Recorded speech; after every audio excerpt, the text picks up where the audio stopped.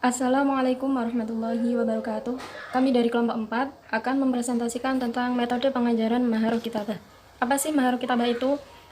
Apa saja macam-macamnya, kemudian tingkatan dalam pembelajarannya, serta langkah-langkah pembelajarannya. Langsung saja yang pertama itu pengertian Maharah Kitabah.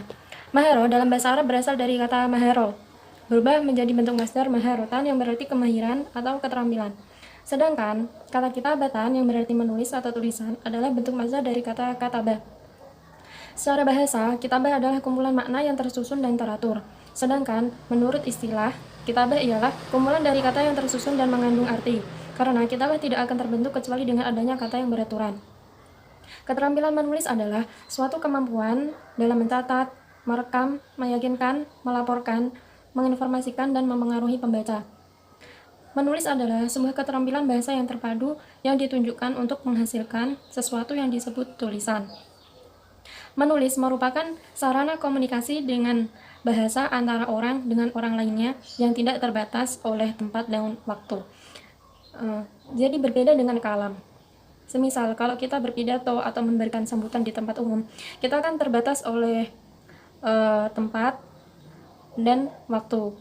Tetapi kalau tulisan atau kita mempunyai sebuah karya, itu tidak dibatasi oleh tempat dan waktu. Kapan saja dan di mana saja suatu karya yang kita terbitkan dapat dibaca oleh khalayak umum. Adapun tujuan melatih Maharah Kitabah dalam pembelajaran bahasa Arab adalah mampu memahami beragam wacana tulisan dan mampu mengekspresikan berbagai macam pikiran, gagasan, pendapat, dan perasaan dalam berbagai tulisan. Jadi, keterampilan menulis adalah kemampuan dalam mendeskripsikan atau mengungkapkan isi pikiran mulai dari aspek yang sederhana seperti menulis kata-kata sampai kepada aspek yang kompleks, yaitu mengarang. Dalam pembelajaran Maharah Kitabah, siswa tidak hanya dituntut untuk menulis begitu saja, tetapi siswa harus menulis sesuai dengan kaidah yang telah ditentukan dalam bahasa Arab. Dan selanjutnya itu macam-macam Maharah Kitabah. Dilihat dari aspek tema dan topik, kitabah terbagi menjadi dua, yaitu kitabah wadifiyah atau menulis yang bersifat fungsional, dan kitabah ibtidaiyah atau menulis kreatif. Nah, kitabah wadifiyah ini kitabah yang seperti apa? Kitabah wadifiyah adalah realisasi komunikasi antar sesama untuk keperluan. Misalnya, menulis surat, terus kata sambutan, mengisi formulir, membuat sebuah laporan, baik laporan kegiatan maupun laporan perjalanan, dan masih banyak lagi. Terus kitabah ibtidaiyah ialah menulis kreatif. Di sini penulis menyampaikan perasaan dan sesuatu yang ada dalam hati kepada orang lain dengan pola sastra yang menarik, seperti menulis syair, puisi, cerita-cerita sastra, dan lain sebagainya. Dilihat dari segi pola, kitabah atau takbir dibagi menjadi dua, yaitu takbir syafawi dan tahriri atau kitabi. Takbir syafawi atau lisan ialah takbir yang dikenal dengan sebutan muhadatsah atau bercakap-cakap, seperti pidato, sambutan, diskusi, dan lain sebagainya. Yang kedua yaitu takbir tahriri atau kitabi. Takbir ini merupakan apa yang ditulis seseorang dalam suatu catatan, misalnya menulis ringkasan, menulis artikel, menulis makalah, dan lain-lain. Yang terakhir yaitu dilihat dari aspek pendekatan dalam pembelajaran. Di sini ada kitabah muwajjah atau kitabah terpimpin dan kitabah hurrah atau kitabah yang bebas. Maksudnya terpimpin ini bagaimana?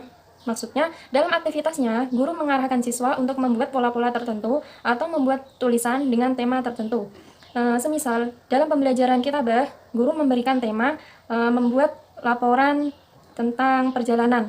Nah, di sini perjalanan yang telah dilalui siswa yang menarik bagi siswa disuruh untuk menulisnya. Nah, jadi siswa tidak akan merasa kebingungan harus menulis apa, karena di sini temanya sudah ditentukan oleh guru. Nah, berbeda dengan kitabah hurrah, kitabah di sini tema atau topiknya itu bebas dari siswa sendiri. Setelah siswa memahami kitabah muwajjah atau terpimpin, dan mungkin siswa sudah terlatih, jadi guru dapat membelajarkan kitabah hurrah atau kitabah bebas. Di sini siswa bebas menulis apa saja tentang hal menarik yang pernah ia lakukan.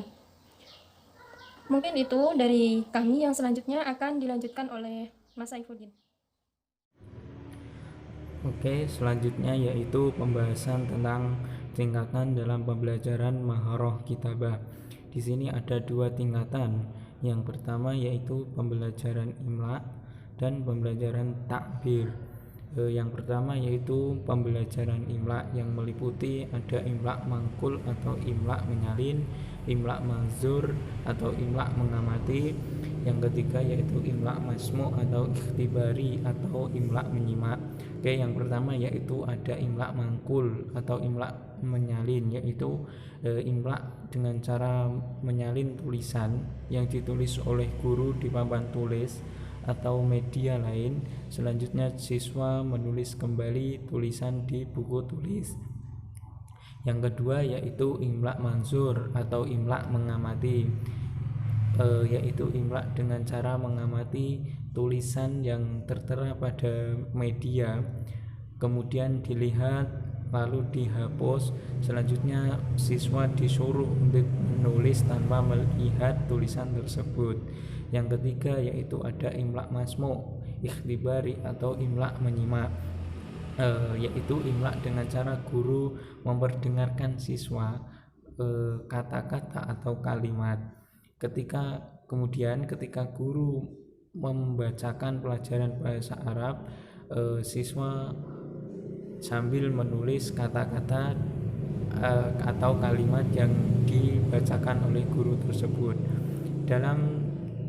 Dalam pembelajaran imla ini, ikhtibari atau masmu ini itu membutuhkan 3 kemampuan. Yang pertama yaitu kemampuan mendengar, kemampuan menghafal, dan juga kemampuan menulis. Karena ini hanya sebatas waktu saja, ketika guru membaca lalu siswa menulisnya gitu. Yang tingkatan yang kedua yaitu ada pembelajaran takbir. Yang pertama yaitu takbir muwajahah atau terbimbing. Takbir ini peserta disuruh untuk memilih kata-kata atau terkib. Pada tahapan ini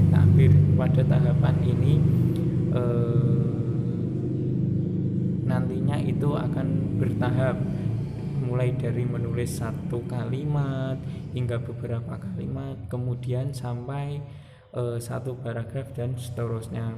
Takbir yang kedua yaitu ada takbir hur atau menulis bebas. Takbir hur atau menulis bebas, pembelajaran dimulai dari memilih tema yang sesuai dengan tingkat kebahasaan siswa dari sisi kosakata, terkib, dan penggunaan kaidah-kaidah bahasa. Kemudian diperluas dengan pengalaman atau pikiran-pikiran yang bisa membawa pemikiran siswa pada hal-hal yang berhubungan dengan teks. Cukup dari saya, selanjutnya akan disampaikan oleh Mas Rian. Baik, selanjutnya yaitu mengenai langkah-langkah pembelajaran Maharoh Kitabah. Di sini ada 7 langkah-langkah. Yang pertama, latihan kebahasaan. Latihan kebahasaan di sini meliputi rekomendasi dan transformasi. Rekomendasi yaitu menggabungkan kalimat-kalimat yang mulanya berdiri sendiri menjadi 1 kalimat. Dan transformasi yaitu mengubah bentuk kalimat yang mulanya positif menjadi kalimat negatif. Langkah selanjutnya itu mencontoh yaitu memberikan sebuah contoh seperti pembelajaran biasanya. Yang ketiga yaitu reproduksi yaitu menulis berdasarkan apa yang sudah dipelajari oleh siswa tersebut. Yang keempat yaitu imla. Seperti biasanya imla yaitu adalah pembelajaran menulis Arab dengan benar. Yang kelima yaitu mengarang terpimpin. Di sini siswa dikenakan menulis sebuah alinea, walaupun sifatnya masih terpimpin, dipandu oleh seorang guru. Yang keenam yaitu mengisi formulir, bagan, dan sejenisnya. Yang terakhir yaitu mengarang bebas. Di sini siswa dituntut untuk menulis apa yang ada mengutarakan yang ada di isi hatinya, walaupun sifatnya masih tetap ada arahan dari pihak guru ataupun yang lainnya. Mungkin itu dari kelompok kami. Terima kasih. Wassalamualaikum warahmatullahi wabarakatuh.